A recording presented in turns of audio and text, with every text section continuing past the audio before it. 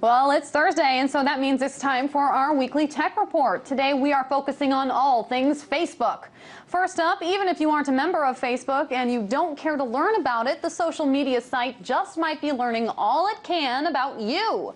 We are now learning about a shadow profile the company creates on internet users, compiling phone numbers and birth dates and much more information from various websites, as well as from Facebook's friends with Facebook accounts, that is. Also, for those of you who do have a Facebook account, if you ever lose or forget your password, the company now wants you to send them a copy of your ID as a verification for them to be able to log you back in, potentially allowing the company to collect even more information about you. Here to discuss all of this, RT producer Andrew Blake. Hey. Hi there, Andrew. So let's start off with these shadow profiles. What do the profiles collect and where are they getting all this information? Pretty much everything and from everyone. But the good thing is these things are gone now. There's nothing really to worry about. It only affected roughly 6 million users over the course of a year. But as far as we know, no one actually discovered this little vulnerability until last week. Everything's been patched up.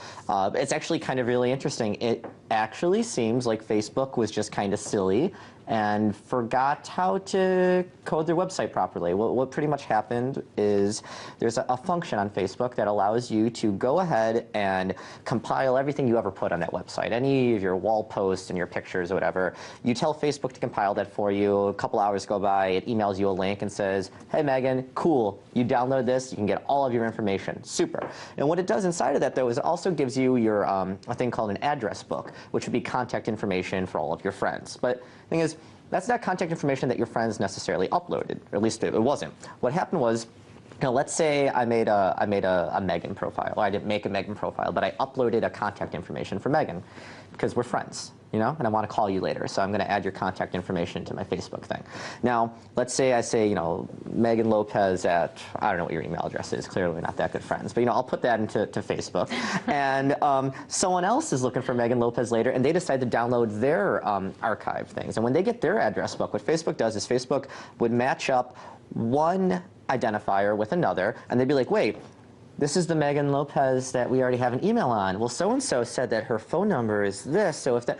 So what ended up happening was Facebook was sharing all sorts of personal information with other users. Now, these are information about your friends. Like, it's nothing crazy, and it's information that people have already put online, but it's not something that you put online personally. It's contact information that other people uploaded, and it just fell into the wrong hands. So it's essentially assembling all of these different pieces and bringing them together to make one big narrative about a person. But the problem is that there was a bug that released this information. So first of all, who had access to that bug? And did Facebook eliminate this program altogether, or just that bug? So we don't really know if this vulnerability was exploited over the course of the last year. It very well could have. Someone could have easily, I don't know, but someone could have hacked this information, accumulated all these profiles, used it to harvest data, and then went about doing whatever the hell they wanted to do with it. But let's just say that didn't happen, and it's already taken care of.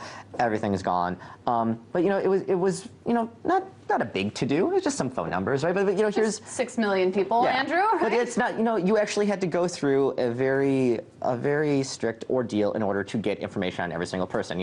I would have to upload contact information about someone, and then that person would have to, or someone else would have to want to compile one of these archives, and they would want to extract it, then they want to go. So it's not like a very crazy hack. It was really just a mistake, and that's what Facebook's saying. And so far, people are pretty much agreeing with them, saying, yeah, it looks like you did kind of just screw up, but oh well. And so, I mean, people still have a billion profiles, so that's probably not going to change anytime soon. But sure. It's something I really have to get to, though, that I think is important here that maybe we were going to get to, and I just jumped the gun. Sorry, but. The important thing here is that this information was being compiled. Whether or not it was going to someone, whether or not it was going to you, whether or not it was going to me, it was personal information that was being put on Facebook servers without the person who owns that information's knowledge. So that these databases were being created, not necessarily for evil purposes, but they were still out there. Sure. So let's switch topics a little bit, and let's move to this topic that I alluded to earlier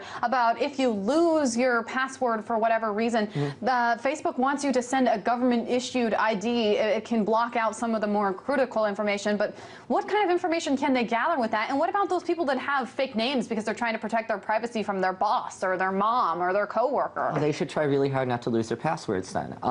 Facebook's been doing this for a little bit, as has Instagram, which is owned by Facebook, and a couple other companies, where just you're locked out of your account.